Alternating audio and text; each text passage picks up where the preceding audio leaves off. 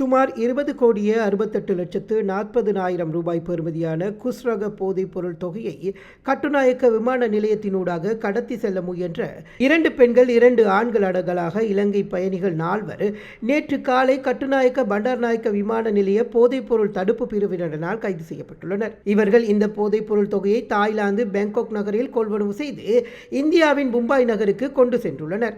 அங்கிருந்து இண்டிகோ விமான சேவைக்கு சொந்தமான 6E1185 என்ற விமானம் மூலம் நேற்று காலை 7:50 மணிக்கு கட்டுநாயக்க விமான நிலையம் வந்தடைந்துள்ளனர். குறித்த பெண்கள் பொரளை மற்றும் ஒருகொடவத்தி பிரதேசத்தைச் சேர்ந்தவர்கள்.